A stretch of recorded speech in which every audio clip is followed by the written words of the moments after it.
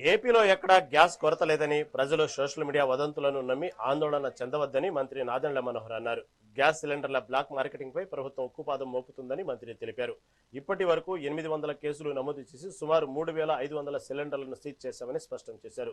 భవిష్యత్తులో పట్టణ ప్రాంతాల్లో ఎల్పీజీ స్థానంలో పీఎన్జీ గ్యాస్ సరఫరాను ప్రోత్సహించేలా కొత్త పాలసీ తీసుకురాబోతున్నట్లు ప్రకటించారు. సిలిండర్ల పంపిణీలో పారదర్శకత కోసం ఇకపై ఓటీపీ విధానాన్ని ఖచ్చితంగా అమలు చేయాలని అధికారులను ఆదేశించినట్లు వెల్లడించారు. పాస్వర్డ్ అనేది కేంద్ర ప్రభుత్వం ఒక సూచన ఇచ్చారు. మన రాష్ట్రంలో మనం ఈకేవైసీ దాదాపు 98% మనం గతంలోనే పూర్తి చేసుకున్నాం కాబట్టి 100% డెలివరీస్ మనకి వన్ టైం పాస్వర్డ్ ద్వారానే జరగాలని, చాలా కఠినంగా వ్యవహరించాలని మేము జిల్లా స్థాయిలో అదేవిధంగా రాష్ట్ర స్థాయిలో ఉన్న గ్యాస్ ఏజెన్సీస్ అందరికీ కూడా మేము అలర్ట్ చేశాం. ఈ రోజు వరకు 89% డెలివరీస్ మన రాష్ట్రంలో, బహుశా భారతదేశంలో ఏ రాష్ట్రం ఈ విధంగా జరగలేదు, వన్ టైం పాస్వర్డ్ మీద జరుగుతోంది. దాన్ని ఎట్టి పరిస్థితుల్లో 98% వరకు తీసుకెళ్ళడానికి మేము ప్రయత్నం చేస్తాం. తద్వారా ఎవరికైతే అర్హత లేదో వాళ్ళ చేతుల్లోకి సిలిండర్ వెళ్లకుండా చూసుకునే బాధ్యత మాకుంది.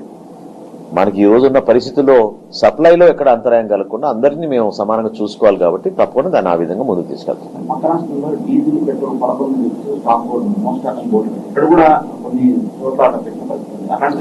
మన రాష్ట్రంలో ప్రస్తుతానికి ఎక్కడ కూడా డీజిల్ గానీ పెట్రోల్ గానీ కొరత లేదండి.